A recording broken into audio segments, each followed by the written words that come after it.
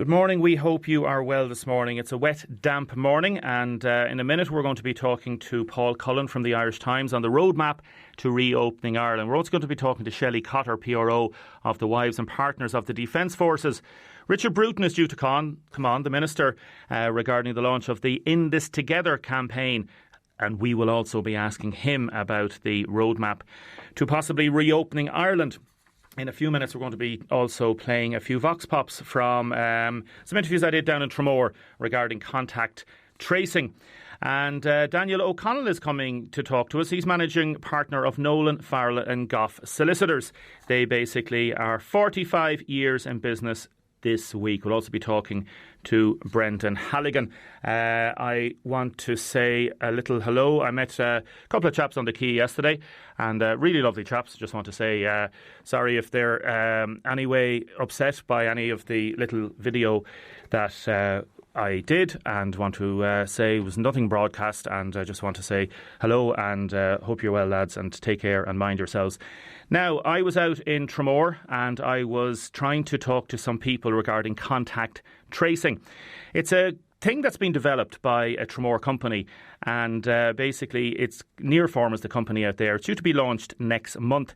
The company aren't talking yet. I presume they're in negotiations with the HSE. So I spoke to some people and asked them, would you be in favour of putting an app on your phone which would trace your movements, potentially give out information about where you are and what you're doing, and regarding trying to stop the spread of COVID? Here is what some of the people had to say, and I think it spoke to Joe Fitzgerald first.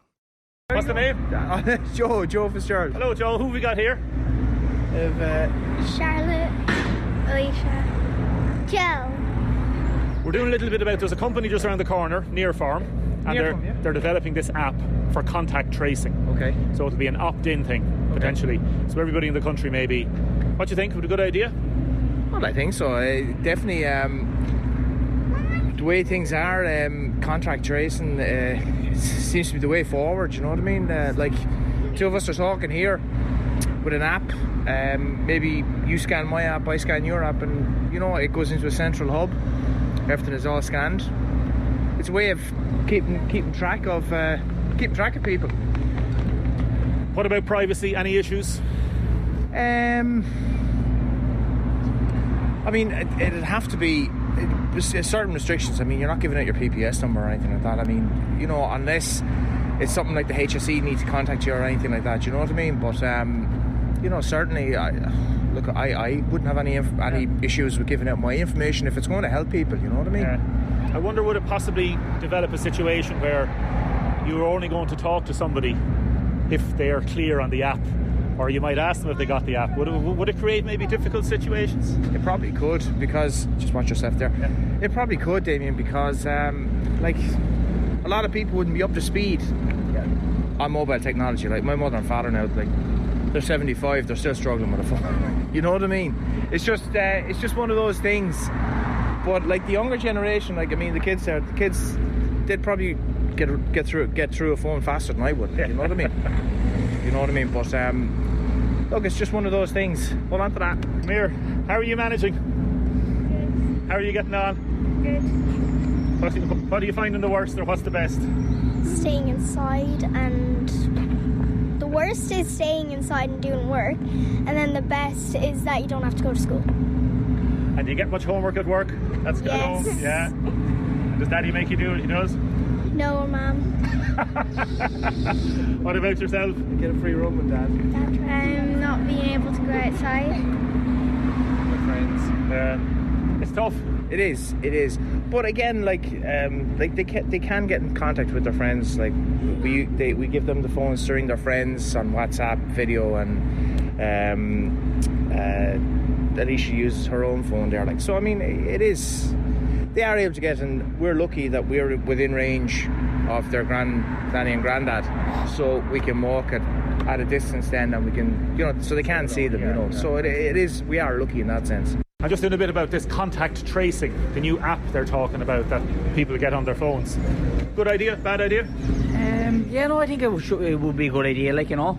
It'll probably flatten it a bit quicker and get back to normality a bit sooner, probably, you know. It'll be a big help, I'd imagine. Would you have any problem with privacy or anything like that? No, I don't think so, no. Anything at all that it would flatten the curve a bit quicker and get things back to normality a bit better in my eyes, you know. You're travelling around a lot yourself, are you? Yeah, I'm a sales rep there myself, so I do it around the southeast, you know, so do a lot of travelling and also that kind of thing, you know, so we're just trying to give the company a plug, or what are you selling for? I work for Kellogg's at the minute there, you know. How's it going? Yes, things are good now at the minute, you know, can't complain, so we're still busy as ever, you know. Has to be done. Is it, or? I'm from Wexford, alright, yeah. Take care anyway. Thanks very much. Right. Good luck. How are you getting on? Not too bad. What's the name? Tony O'Sullivan.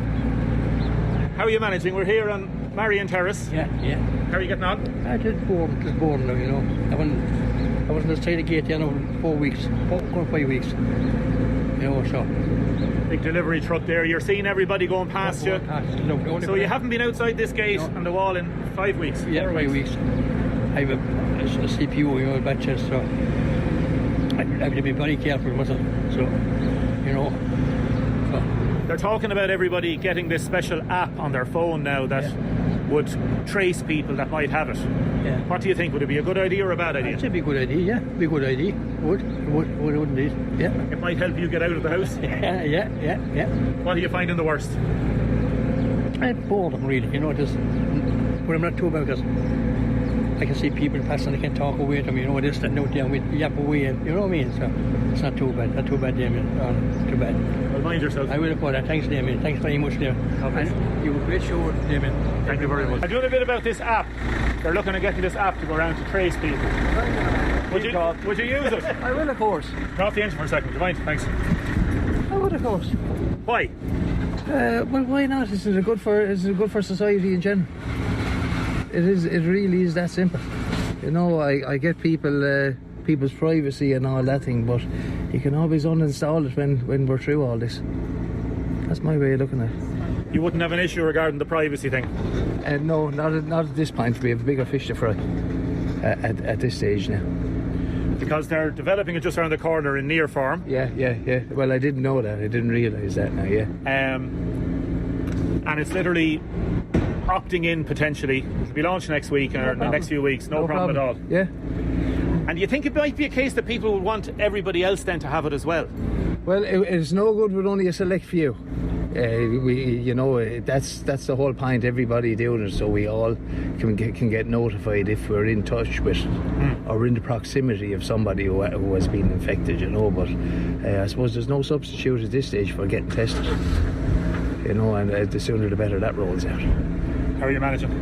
I'm working every day, like, you know. Right. So what's the name? Shay Holden. Pleased to meet you. Yeah, I'm glad to be working. I have to say. Where are you working? In Sanofi. Oh yeah. Keeping the head intact. Now, what do you think? Would you use a contact tracing app? We had a text in. Not a hope in hell. I'd add that to my phone. More control. We're being watched anyway. Good morning, Damien. You were asking yesterday, are there any charities shops accepting clothes? There is something in the News and Star that talks about Ferrybank GAA are accepting clothes for charities and to move them. And also a couple of birthday requests. Seamus Barry, happy birthday in passage from his mam, dad, Sarah, Nicky and Liam. Could you please play a request for my brother Liam Power in the Granville Hotel, who's celebrating his birthday today, from Tony and Monica. Good morning, Damien. There seems to be a lot of confusion about lifting restrictions. One minute we're hearing it's too high risk, then this morning it's reported restaurants may be opening. Also, we have a shortage of healthcare workers, but now they can stay at home and get paid or work from home. How can nurses work from home? There's thousands of workers beside healthcare workers struggling with childcare. We're going to discuss that next. Now, in a minute, I'm going to be talking to Paul Cullen from the Irish Times. Firstly, regarding the contact tracing app. No way, Damien, would I have this app on my phone. It's like this. If I go on my phone and type looking for paint, the next time I go to the phone, the paint shops comes up and the ads comes up. Big Brother is watching you. There's no way I'd use that app. We're turning into a police state, a Big Brother state that will have no privacy left, said another texter. And another person said they'd have no problem using it in terms of if it would help get us out of this crisis. Now, talk about getting out of this crisis. Paul Cullen from the Irish Times. Good morning. Good morning, Damien. Thanks for joining us, Paul. Very good front page article today on the Irish Times. Lovely pictures, by the way. I love that compilation of pictures. You're the health correspondent with the Irish Times and the roadmap to possibly reopening Ireland. We'll go through some specifics in a few minutes, but What is the situation regarding the plan? Are we at a draft stage? Does the government actually have a plan? Well, as you know, May the 4th is the big day when we have to decide whether the current restrictions continue or are eased or even done away with, which seems very unlikely. So in the run-up to that, in this week, the National Public Health Emergency Team are formulating their recommendations to government. And as part of that process, it's not just about the next few weeks. There is work going on in, as you say, developing a roadmap. And this is a roadmap that will run over a period of months, certainly to the end of the summer and the early autumn, and not just the next few weeks, which a lot of people have been focused on at the moment. So there's a few caveats. This work is still a draft. No recommendations have been finalised or approved by government. So it's still subject to change. And the other big caveat, of course, is that any changes made will depend, whether they stay in place or whether they're reversed, will depend on the progress made in curbing the spread of the disease and reducing it to manageable levels. And as we've heard from the Chief Medical Officer this week, that's been something of a battle. The trends are going in the right direction, but not as fast as he would like. OK, let's talk about a few specific things. The first one is, I suppose, one of the most difficult and extreme measures is the cocooning of over 70s and vulnerable people being asked to remain in their homes. The charity alone have said people are becoming more distressed by the impact of cocooning. Is there any discussion about should over 70s be let out for a certain amount of time during the day? Yes, I think we will see some amelioration of that. And under the latest draft that we've seen, a first phase of this roadmap would see over 70s, the ones who are cocooning at the moment, to be able to get out of the house. But there would be conditions applied. What was mentioned was a no-touch basis. In other words, that they would confine probably their activities to a short outdoor activity and not interact in any close way with other people or in shops and so on. Okay. So that would be an initial thing, and then further in later stages, then that would be eased further if that were possible. A survey by Dublin City University published on Monday, it identified the removal of the 2-kilometre distance limit as a number one priority for a lot of respondents. Now, as we know, this is designed to keep people within their locality, preventing the spread of the virus, and the radius refers to the radius limit on exercise. What do you think about this? There's some talk that it may be extended to become a 5-kilometre limit. Yeah, there has been during the week, and it's even been flagged by Cillian de Gascoigne, one of the experts that chairs the expert advisory group to the government on the virus. So various distances are in play. Now, this wouldn't happen immediately. I don't think it's not likely, but there is discussion about possibly increasing the 2-kilometre zone to 5 or 10 kilometre, or doing that in stages, so that by a later stage, later in the summer, the zone could be increased up to 20 kilometres, and it would only be at the end of the summer then that more national travel would be permitted. Yeah, because if somebody has relatives, I do up in Wicklow, or other people have in other parts of the country, what about visiting family members? So, for example, at present, the 2-kilometre distance limit and restrictions on small gatherings means it's very difficult to visit family members, obviously, outside that area. Now, what they've done in New Zealand, I think, Paul, is this thing called the bubble model. There, people are allowed to visit people within the same family grouping. This has only started as part of their lifting of restrictions, and provided they adhere to certain requirements and social distancing. And the idea, I suppose, is that the immediate circle of people you can interact with is a little bit larger, but still controlled. That just makes perfect sense if it's applied correctly. And to be honest with you, I have never understood, right through this past few months, why a family unit which stays together and only interacts within that family unit for the most part in their daily activity is any different whether they're in their home or in a holiday home or on a camping trip or whatever, or visiting a relative that they keep a distance from. So, I can understand people's real impatience, I suppose, and that's what the word was used by Tony Holohan last night, that he understood that people were impatient with these measures. But certainly the problem is probably with the adherence. People might say that they're going to adhere, and then, especially if there are children involved and they mingle with children from other families, the thing might break down. And as what we're seeing is we're seeing a few hundred cases every day, new cases every day. And really, I suppose the officials would be much more comfortable if we were down to the dozens of new cases. But if we had any resurgence, it would be from quite a high base because we haven't managed to eliminate the disease. Yeah, and Tony Holohan was at pains to point out that the public are not at fault. He was referred last night to this idea that the public are to blame for the virus continuing to spread. What did he have to say about that? Yeah, he was sensitive to that point, actually. I mean, I was interested that he picked up on that because certainly with the growing impatience on part of some people with the restrictions as they've gone on, understandably, and also with the impatience of business owners trying to get back to some sort of normality. Tony Holohan did pick up on that point and said it was very keen to say that we're not blaming anybody for breaches of or impatience with the existing restrictions. We understand he said, we understand the frustrations and we understand the economic imperative too. But what we're saying is we just don't think that we've done enough to reduce the number of new cases and the transmission of the disease at this point, and they're still watching it this week, to justify certainly any large-scale easing of the restrictions at the end of this weekend. And part of the problem is, Paul, a couple of people texting in, I've seen cousins doing play dates in my area this week. I'm over 70 and I can't go out.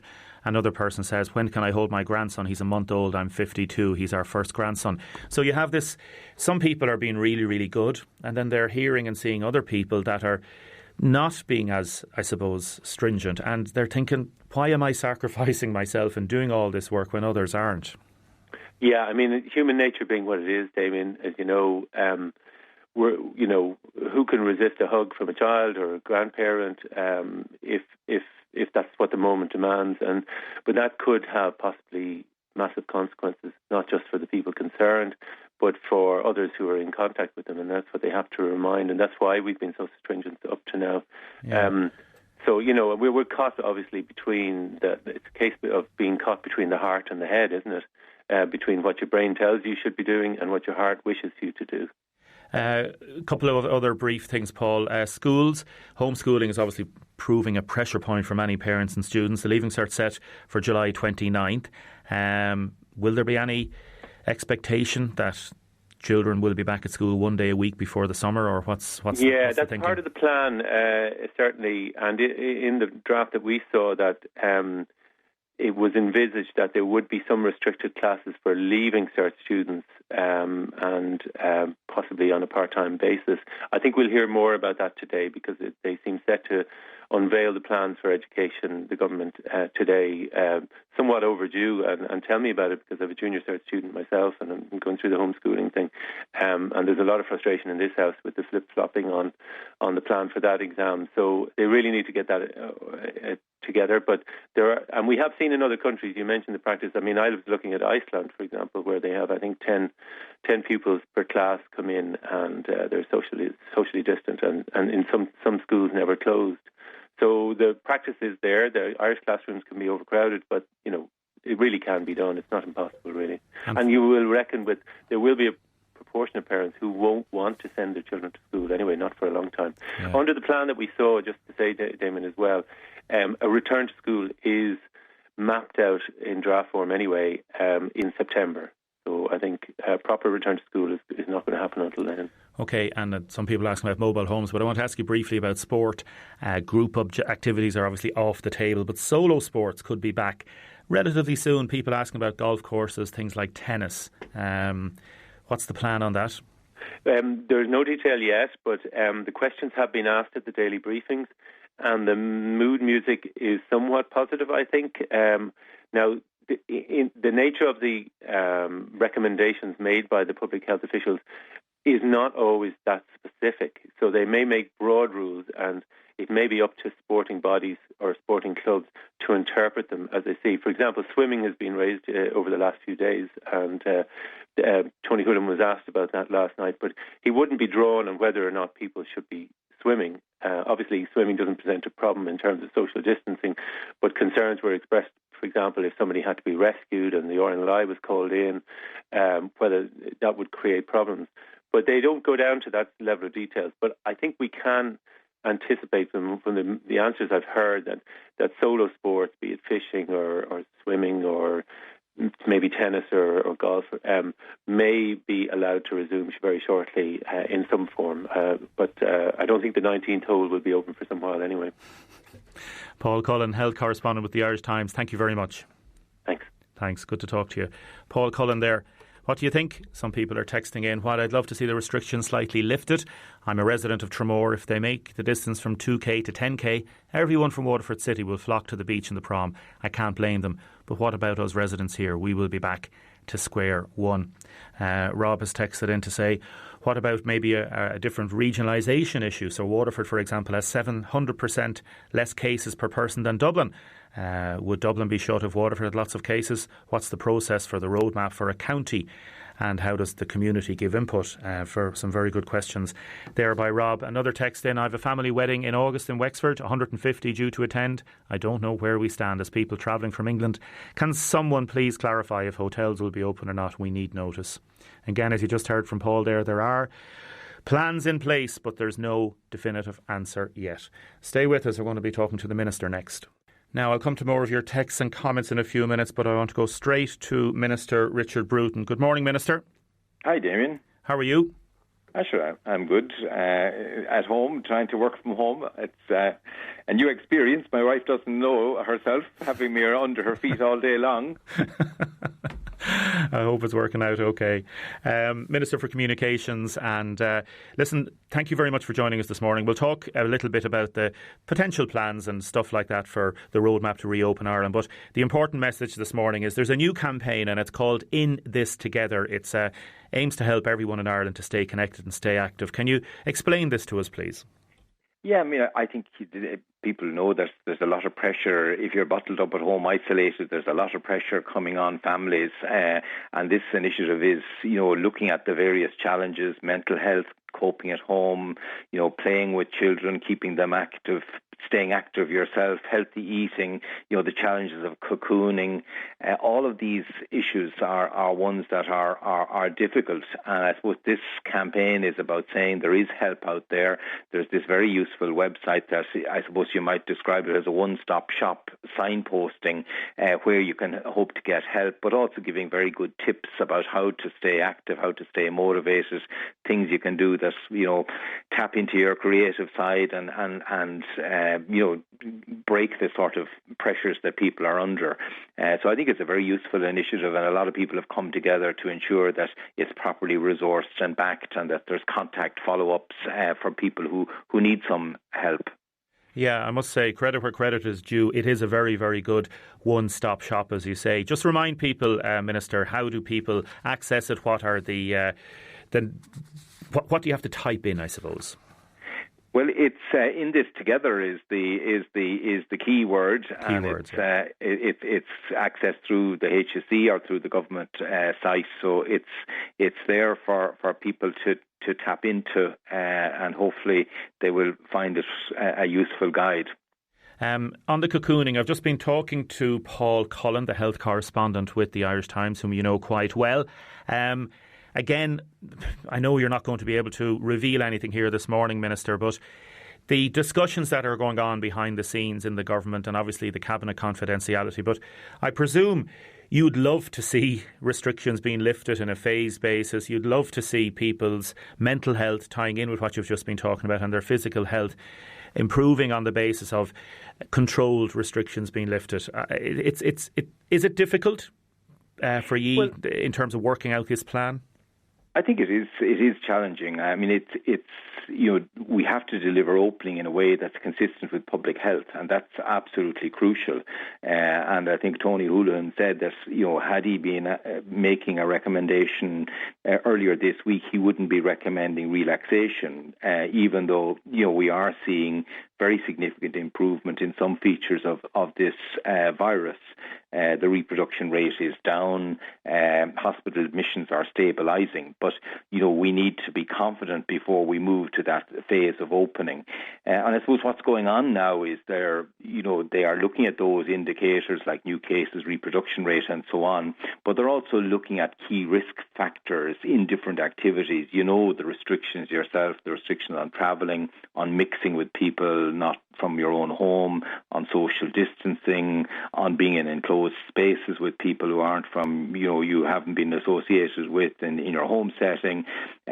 All of these will be critical to examine, at different sectoral levels, to what extent can those risks be minimised. And I think that's the work that's going on, because when we start on a phased reopening, we have to do it in a way that doesn't find us suddenly plunged back into clamping down again because we discover new clusters are in place. So we're building to be able to have a plan published, hopefully before the weekend, of the way this will happen. But the work has to go on to identify those risk factors and make sure that any opening that is done in a very carefully planned way, yes, with the sort of monitoring, the response capacity, the safety precautions that are necessary in any workplace that is reopened. And that was my next question in terms of the time frame on this. Like, you'd obviously like to have this out on Friday so that people would understand and be able to anticipate and plan for Monday, Tuesday, Wednesday for next week. Yeah, I think that's the hope, but I think it is a salutary warning when you hear Tony Holohan saying that if he was being asked to make this decision, on Monday, he wouldn't have been making a recommendation. So we have to keep with the journey we're on to get those numbers down. Thankfully, we are seeing some decline now in the number of ICU cases. Hospital admissions are fairly stable. We've got the reproduction rate consistently below that number of 1. We're ramping up our testing. Last week it was 40,000. This week it'll be 60,000. And by the 3rd of May it'll be 100,000. And I think it's commonly accepted that when we do start to reopen, having testing capacity, tracing capacity to make sure that should a cluster re-emerge, it can be quickly contained. That will be a vital in that next phase. So all of these elements have to be delivered together. But I think a lot of care is going into the design of a plan so that we can have confidence in it. There will be phases in between, so there will be 2 to 4 weeks of reflection to see did phase 1 work before you move to the next phase and so on. So a lot of work is going into this to make sure it's robust. And as you say, the word is in this together, and that's the website. Just type that into Google or go on that. Minister, thank you very much for joining us this morning. Thanks very much, Damien. Take care of yourself. Thank you, and you too, Minister. Thank you very much. All the best. Bye. Bye. Minister Richard Bruton there on the plans to try and draw up a plan. So what do you think? Good morning, Damien. We have the over 70s. I believe the over 70s are it's a house arrest because of the age. What about the person who's 69 this month and 70 next month? Can he or she go out? I myself am 73. I've been walking 5 miles every day since this started and I feel really fit, says this texter. I don't meet anybody. I observe social distancing at all times. What about all the guys that don't observe this? Good morning, Damien. I've been trying to get a job seekers allowance form to no avail. The social welfare office is closed. I've sent out numerous emails. Do anyone know how to get this form? A couple of questions on property tax. They just came in a bit late there for Minister Richard Bruton. I'm an OAP. Everything has gone more expensive. I can't afford it, says Catherine. Somebody's asking about Debenhams workers. I believe there may be another protest on this morning, a silent protest, social distance as well, and that is taking place. Can you please play Shout out to Tony Kelly, Collins Avenue, celebrating his 60th birthday today. One of the biggest Liverpool supporters in the world. From Jacqueline, Heather, Tony and grandson Nathan. Keep your texts and comments coming in. 083 333 975. I'm going to be talking to Shelley Cotter in a second from WPDF. That's the organisation that represents wives and partners of the Defence Forces. Firstly, a couple of quick texts. I've two brothers. One lives with me. The other lives with his wife and a child under the age of 10. I can't understand why social distancing applies within the family unit between different houses. Again, that's what Paul was saying from the Irish Times, and it's a very good question, and it's one of the questions I know that the ministers are grappling with at present. What about self-employed getting COVID payments? We've got a text back on that. The forms are available online and from Citizens Information. Other people asking about upgrading of 5G. Please say happy birthday to Ian Power from Mam and Dad today, 30 years of age. Happy birthday, Ian, and from other relatives. Now, good morning, Shelley. Good morning, Damien. Thanks very much for joining us. You are aware we've been covering this story. We did it last Friday, did it Monday and Tuesday, and again today. It's an important story. It's about Irish troops serving abroad under the auspices of UNIFIL regarding the United Nations. And the United Nations effectively saying that, excuse me, the rotation of troops is being deferred, more than likely, because of COVID and whatever risks may be associated with changing over troops. Are you surprised, Shelley, that they haven't come up with a better way to sort out this?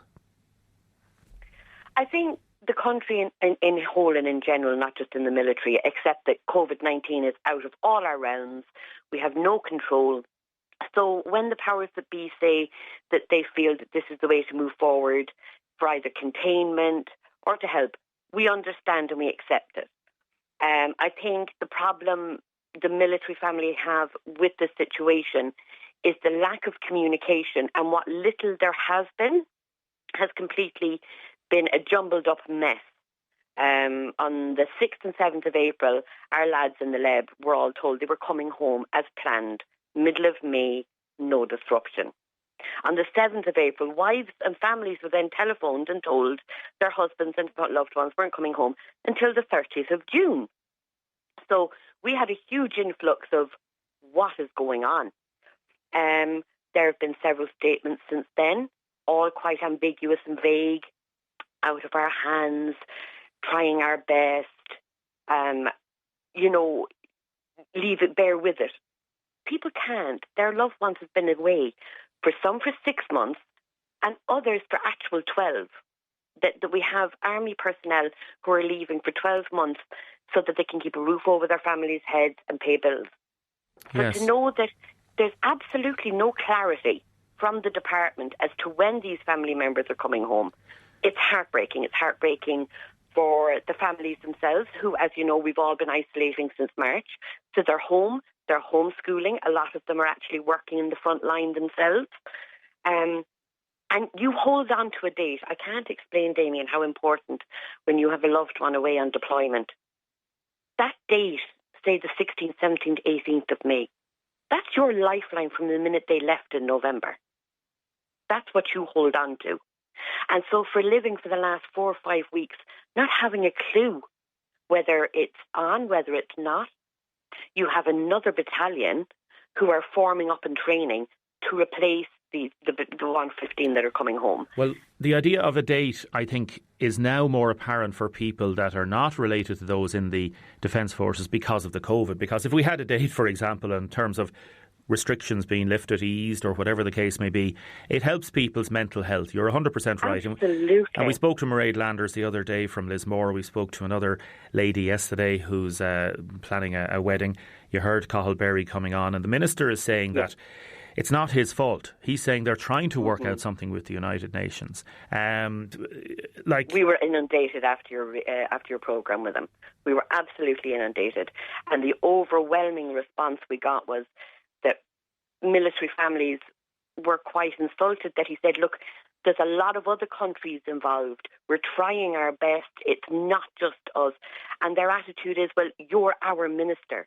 And thereby, de facto, you're responsible for all our families. So don't talk to us about other countries. Talk to us about ours. Communicate with us about our husbands and So, he has a job to do. Nobody's disputing that. But the fundamental problem, and always has been with the Department of Defence, is the lack of communication, which bleeds down to the families feeling completely disregarded. But he did say that they were trying their best. They were on to the United Nations. They're trying to get a date. They're using all the auspices of the government to do this. Is there anything more they can be doing? To be honest, we're not sitting in the office. We don't know what they're doing and how they're doing it. But when you look at army and military families and you look at the history we have of them coming home from the Lebanon, of flight plans not being booked, of planes not being booked, of delays coming, and not in COVID-19 times, in just basic run-of-the-mill rotation, there have been a million mistakes, that they come out and say, not our problem. The families don't want to hear that anymore. And if it isn't their problem, keep in contact. Contact those families. We have families who are sitting for a month not knowing. And he comes out with, don't listen to, unofficial lines of communication, unofficial sources. But that's all the families have, because there is nothing official coming directly to them. They have to read about a story leaked into a newspaper. And but if there's I understand, and if there's a vacuum of information, if there's no information coming from the United Nations and no update from the government, then there is a vacuum. So maybe they'll say, well, listen, we're still trying it. And you heard him saying, I'm not defending him, I'm just saying this is what he said. And you know what he said. He basically said, we're trying our best. I'll ask you, is there anything else can be done? We heard yesterday from Cathal talking about possibly getting some of the troops back on an exemption basis. Now, there's 330 approximate troops in the Lebanon, for example. You might get, I don't know, he mentioned figures up to 50 people home for special exemptions, special reasons. But that would be very difficult as well, because that's not solving the problem, isn't it? Correct, it's not. I think when you ask what more can they do, there are family liaison officers in every barracks and bases, and they deal with the families that have loved ones abroad. A phone call once a week, Damien, will not kill anybody to say, this is our update as and from today. As soon as we hear any more, we'll ring you. If not, we'll tip in again next week and see how you're all doing. It's a support. Nobody's expecting a magic wand to be waved and sorted, but to be communicated and supported in a way that they don't feel left alone. So it's wonderful that he can go onto your show and say that, but what about the families that are not living in the radio range of your programme, or could listen, or aren't even, they could be up in Finner in Northern Ireland. So, yes. It's not just about your catchment area, it's about the countrywide, and it's always been that way. Yes, it is definitely, and that's, I suppose, what we're trying to do here is reflect what's happening locally, but on a national perspective as well, and that's why we've done that. Is there anything to say to the family members that are listening to this morning? Is there anything to report of any kind of solace? Because, as I said, I spoke to Mairead last Friday, and she's there with her 3 children down in Lismore, and she's a creche worker herself. She can't leave the house, effectively, I suppose, while she's trying to get out and about in a limited way within the 2-kilometre distance. Her grandparents used to help mind the children. They can't at present because, obviously, of the whole issue. It's so difficult for them, isn't it? It's something we all, as families, as well as our husbands and wives, sign up for when we join the military, or where they join the military and we become a military family. This is what we sign up for, Damien. So I'd hate for anybody listening to go, well, what are they whinging for? They knew they were going. They knew that this is part and parcel of their job. We do, absolutely, and we have no problem with it. But put in these strange times, be it COVID-19, be it a delay with the UN, whatever it be, it's very, very hard after holding it tough and holding it strong for the 6-12 months that you have a 2-week delay, and you just feel like you're drowning because you hold on to a date for so long. What I would say to any family listening is you're absolutely superb. It's not easy. I've done it myself. And just know that we will get a date. There will be organisations sorted, and we would implore to the Minister, keep in contact, get your liaison officers to speak to the families, and not just of the battalion that are out there at the moment, but also there's a huge battalion ready to go out. So those families are trying to teach their children that mummy or daddy are going to go away for 6 months, and they can't even give those children a date or set up their organisation at home and get their families prepared to be down a loved one for 6 months. So it's a huge net to be cast over, and we just would ask them to hold tough, because we do know it's being worked on. We do know that it's not going to be forever. Yes. And if there is a delay, it's for a very good reason. And you've also got to remember, Damien, when our loved ones come home, they have to go into 2 weeks isolation on top of this time away. Yes. So, there are families that won't have homes that have a room where their loved one can isolate, so they have to stay in a barracks or a base. It's an awful lot to take on board. It's an awful lot to shoulder. They do it, and they do it because it's their job, and they do it because they have pride. And peacekeeping is just a superb thing that Ireland do. It is amazing and world class. Shelley, listen, thank you so much. No problem at all, Damien. We'll Thank you very much for listening. Not at all. We'll keep up this campaign as long as we can and as hard as we can, OK? You mind yourself. Take it easy, OK? Thank you. Thank you very much, Shelley Cotter there. She's the PRO of the WPDF. Shelley, her husband is in the Navy and founder 3.5 years ago of the organisation. Really difficult situation for the families, and our hearts go out to them. On some other matters, Slim Kerwin, a lot of people know Slim. Slim is in Bunban. He's 90 today. From his brother Jim Kerwin, says a special happy birthday. Hope you're keeping... Jim Kerwin is his name. Slim Kerwin is his real name, you could say. And Kay Murphy has sent in a lovely text to say, hope you're keeping well. And others have texted in to wish him very, very happy birthday as well. Regarding that 73-year-old walking, says this texter, 3 miles a day, it's wonderful for him and her, while the rest of us over 70s comply with guidelines. I'm 75, reasonably fit. I'd love to get out. But thinking of the big picture, what's good for all of us? That is one of the issues that has arisen, that some over 70s are taking it upon themselves to go out and go for a walk in the morning and not meet anybody, they say, and others are staying in. And for those that are staying in, how do they feel when they hear of others over 70 going out for a walk? Very difficult there. Good morning, Damien. I would love to go for a walk on the beach in Tramore if we could, if we get increased travel permission. So those living in Waterford City or in other areas, for example in Dungarvan, looking to go down to Clonea or whatever, if the travel restrictions are lifted, would you be heading straight for the beach? Let us know, please.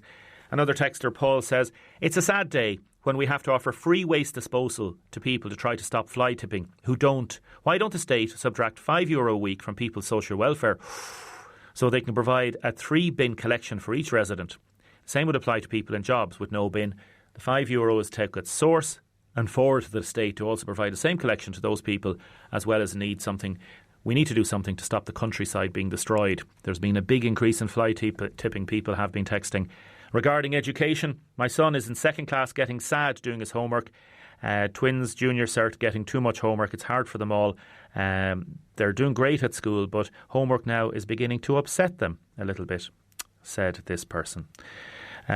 Keep your texts and comments coming in. 083 333 975. Now, just before the news at 11, happy birthday Margaret Burke in Bishop's Court, Ballygunner, from Bob and Eileen, hoping that you can enjoy the day even with lockdown. John rang in to ask about the Junior League football, and also somebody's been asking about the schoolboy and schoolgirls soccer. Again, we just don't know. I think all the leagues are waiting to see what happens regarding the government announcement, and then following on, the different sporting organisations, the FAI, will be, I suppose, assessing that and seeing what to do. So at the minute it's just in abeyance. Billy phoned in to 051846123 asking about, should small gyms be open and let in a few people for an hour and then have another group in for another hour?